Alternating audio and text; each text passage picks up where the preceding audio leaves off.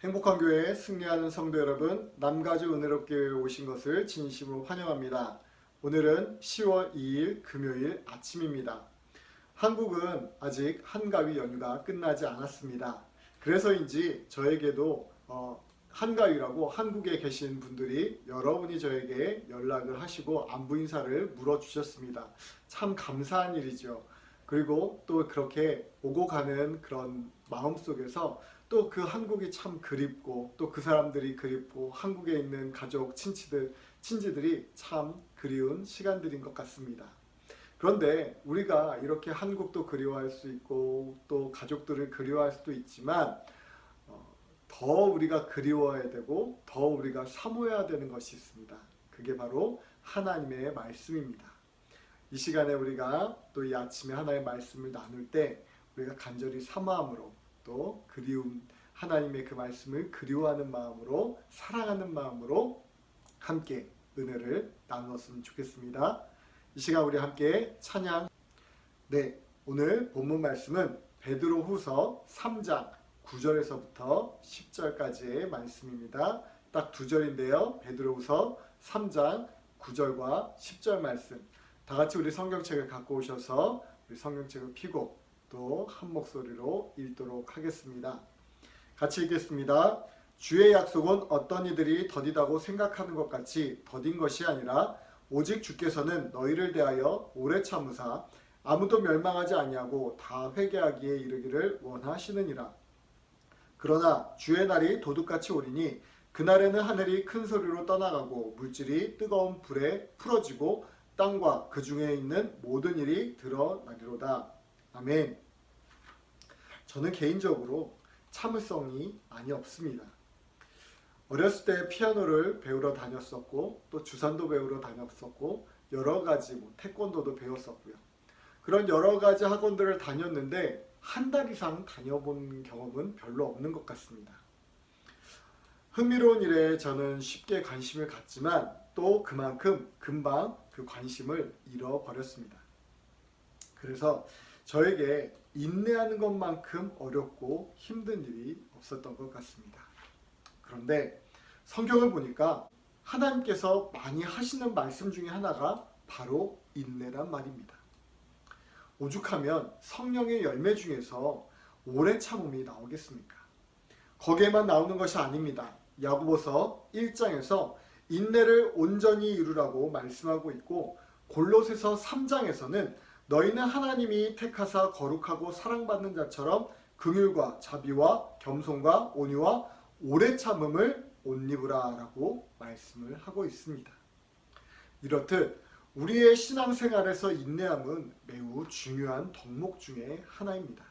그런데 이런 이 인내함의 덕목은 하나님께서 오늘 우리에게 요구하는 덕목이자 하나님의 성품 중에 하나입니다. 그래서 시편 기자는 시편 145편 8절에서 여호와는 은혜로우시며 긍휼이 많으시며 노하기를 더디하시며 인자하심이 크시도다 라고 노래합니다. 하나님은 우리들을 기다리시고 또 기다리시는 분이십니다. 그 하나님의 성품은 예수님께도 그대로 드러납니다. 그래서 성경 여러 곳에서 예수님께서도 우리 인간들을 참고 참으시면서 인내하시는 모습들을 자주 발견하게 됩니다. 이렇듯이 인내, 이 인내가 우리에게 너무나 귀중한 것이죠. 그리고 하나님의 성품인 이 인내가 오늘 우리 가운데도 반드시 드러나야 되는 성품인 줄 믿으시기 바랍니다. 그런데 사도행전을 보면 예수님께서 하늘로 올라가실 때 흰옷 입은 두 사람이 서서 제자들에게 이렇게 말씀을 합니다. 너희 가운데서 하늘로 올라지신 이 예수는 하늘로 가심을 본 그대로 오시리라. 이렇게 말씀합니다. 이 말씀을 들은 제자들은 예수님께서 금방 다시 오실 줄 알았습니다. 그래서 베드로 전서에서도 잘 드러나고 있지만 베드로 사도는 그리스도인들에게 어떠한 핍박에도 참고 인내함으로 견뎌내고 그들의 신앙을 지킬 것을 끊임없이 권면하고 있는 것을 우리는 볼 수 있습니다. 이제 곧 예수님께서 다시 오시면 그들의 수고와 인내를 칭찬해 주실 것이기 때문입니다. 그런데 그들의 생각과는 달리 예수님께서 다시 오시는 그날이 더디 오면서 성도들 사이에서 인내하지 못하고 배교하는 자들이 생겨나기도 하고 자신들의 신앙에 대해서 회의감을 느끼던 사람들이 생기게 된 것이었습니다. 그런 성도들에게 지금 베드로후서 3장에서는 주님의 날이 더디 오는 이유에 대해서 이렇게 설명을 하고 있는데 뭐라고 말씀하시냐면 오직 주께서는 너희를 대하여 오래 참으사 아무도 멸망하지 아니하고 또 다 회개하기에 이르기를 원하기 때문이라고 말씀을 하고 있습니다. 사랑하는 성도 여러분, 코로나가 점점 오래되어지면서 많은 사람들이 점점 지쳐가는 것 같습니다. 이제는 더 이상 참지 못하고 자신의 분노를 타인들을 향해서 혹은 사회를 향해서 표출하는 사람들도 늘어나고 있습니다. 제가 차를 타고 자주 왔다 갔다 하면서 보게 되는 장면은 이전에는 많이 발견하지 못했는데 차를 타고 가다가 잠깐만 멈춰도 뒷차가 크락션을 막 울리는 겁니다. 빵빵 빵빵 참지 못해요. 그리고 서로 먼저 가려고 막 과속을 하면서 이리 갔다 저리 갔다 너무나 막 이런 모습들을 자주 보게 된다는 거죠. 이런 것들을 보면서 제가 드는 마음은 이 코로나가 사람들에게 너무 큰 스트레스를 주는구나. 이런 코로나 때문에 그런 자신에게 생기는 그 분노들을 타인을 향해서 그렇게 표출하는구나. 이런 것들을 느끼게 되었습니다. 그뿐이 아니라 우리가 생각할 때 3월 달에 우리가 교회 문을 닫았을 때만 하더라도 부활절에는 다시 모일 것이라는 희망이 있었습니다. 그런데 이제는 추수감사절에도 교회 문을 다시 열 수 있을지 없을지 아무도 모르는 기나긴 기다림 속에서 우리가 점점 지쳐가고 있다는 것입니다. 그러나 오늘 우리가 분명히 기억해야 될 것은 하나님께서는 더디 오시는 분이시며 우리 모든 사람들이 회개하기를 기다리시는 분이심을 기억하시기 바랍니다. 역사적으로 보더라도 위기는 또 다른 기회의 시간입니다. 이런 기나긴 기다림 속에서 낙심하고 분노하고 포기하는 것이 아니라 오히려 우리가 복음 전파의 기회로 삼고 시리에 빠져있는 사람들에게 그리스도의 사랑을 실천할 수 있는 기회의 시간을 갖는 것입니다. 그래서 예수님께서 더디 오시는 것처럼 코로나가 더디 진행될지라도 코로나의 끝이 더디 진행될지라도 우리는 이 위기를 통해서 복음 전파를 할 수 있는 그런 노력들이 우리 안에 있어야 된다는 것입니다. 많은 사람들이 코로나 시대가 교회의 위기라고 말을 합니다.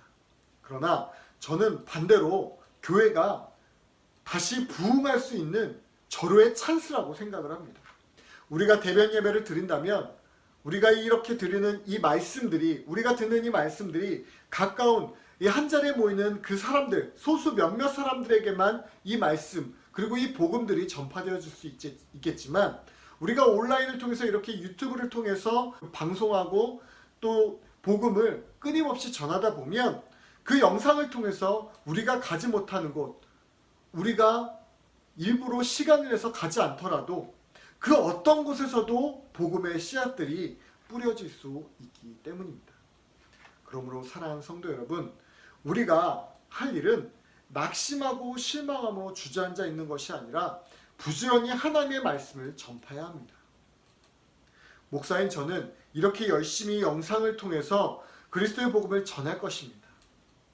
그리고 지금 이 방송을 보고 계시는 여러분들이 열심히 이 영상을 다른 사람들에게 부지런히 전해주십시오. 물론 제가 하는 설교가 그렇게 유명한 목사님들처럼 좋은 설교는 아니라고 할지라도 오늘 이 말씀이 어떤 누군가에게는 희망을 줄 수 있고 또 어떤 누군가에는 생명을 줄 수 있는 귀한 말씀이 될 수 있음을 믿으시기 바랍니다.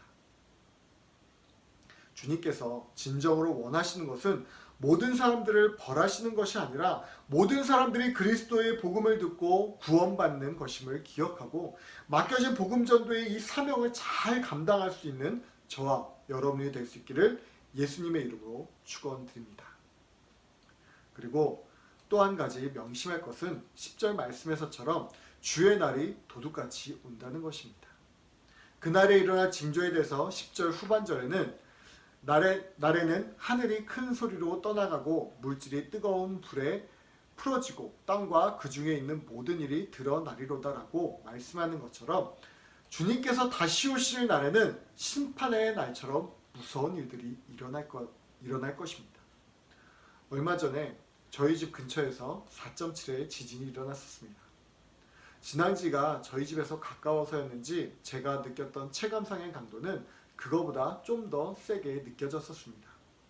온 집안이 약 10초간 흔들리면서 옷장에 올려있던 물건들이 몇 가지가 떨어지기도 했었습니다. 그날 저녁에 편안한 마음으로 온 가족이 잠자리에 들었다가 아무런 예고 없이 일어난 그 지진으로 인해서 깜짝 놀라고 또 그 잠들려고 했던 모든 잠이 확 달아나면서 다시 잠자리에 들기가 좀처럼 힘들었었습니다. 그렇게 심한 지진도 아니었고 또 큰 충격이 있었던 것도 아니었고 또 어떤 피해를 심하게 입은 것도 아니었는데 불시에 지진이 일어나니까 두려운 마음이 들고 또 언제 다시 지진이 일어날지 모르니까 제 안에 더욱 불안한 마음이 생기게 되었었습니다. 아마 예수님께서 다시 오실 그날에는 이런 일들이 우리 주변에서 더 많이 일어날 것입니다. 오히려 더 많은 무서운 재앙과도 같은 일들이 일어날 수도 있습니다. 더군다나 이런 일들이 어떤 예고를 하고 닥치는 것이 아니라 며칠 전에 일어났던 그 지진처럼 예수님께서 오늘 제자들이 이야기하는 것처럼 그날이 도둑같이 우리에게 임할 것입니다. 아무런 예고 없이. 그렇기 때문에 우리는 준비를 해야 합니다. 지진이 일어날 때를 대비해서 비상식량과 같은 생존물품을 미리 준비하듯이 우리는 예수님께서 다시 오실 날을 위해서 우리의 신앙의 준비를 해야만 하는 것입니다. 그렇다면 우리가 어떤 준비를 해야 합니까? 베드로후서 3장 18절에서 오직 우리 주 곧 구주 예수 그리스도의 은혜와 그를 아는 지식에서 자라가라. 영광이 이제와 영원한 날까지 그에게 있을지어다 라고 말씀하고 있듯이 그리스도의 은혜와 그를 아는 지식을 우리 안에서 끊임없이 충만하게 채워 나가야 한다는 것입니다. 그러기 위해서 우리는 더욱더 예배와 말씀에 집중해야 하고 또 믿지 않는 자들이나 믿음이 연약한 자들에게 끊임없이 그리스도의 말씀을 전파해야만 합니다. 이런 준비들이 우리에게 있을 때 예수님께서 다시 오시는 그날 우리는 두려운 마음으로 주님을 맞이하는 것이 아니라 기쁨과 영광으로 주님을 맞이할 수 있는 것입니다. 마라나타 아멘 주 예수여 어서 오시옵소서. 마라나타 아멘 주 예수여 어서 오시옵소서. 이 기도가 우리 안에 속히 이루어지길 간절히 소망합니다. 그날을 위해서 힘써 준비하는 믿음의 성도님들이 되시기를 예수님의 이름으로 간절히 축원합니다. 기도하겠습니다. 하나님 아버지 감사합니다. 오늘 우리가 또 베드로 후서를 마무리하면서 우리의 사명을 다시 한번 되돌아봅니다. 하나님 주님께서 언제 다시 오실지 우리는 알지 못하지만 우리가 그날을 예비하고 준비하는 자들 되어지길 소망합니다. 날마다 나태하고 게으르고 포기하고 낙심하고 좌절하는 것이 아니라 새로운 희망을 가지고 주님께서 우리에게 주시는 참된 위로와 참된 기쁨을 가지고 오늘 하루도 끝까지 주님께서 맡겨진 사명, 복음을 전파하는 그 사명을 감당하는 모든 믿음의 성도들 되어지게 하여 주시옵소서. 예수님의 이름으로 기도드립니다. 아멘. 네, 이제 30분 동안 기도하는 시간입니다. 우리 시간 또 힘써 기도할 때 하나님께서 오실 날 그날 우리가 기쁨으로 맞이하게 하여 주시옵소서. 간절히 기도하는 우리 모든 성도님들 되어지길 소망합니다. 함께 기도하겠습니다. 감사합니다.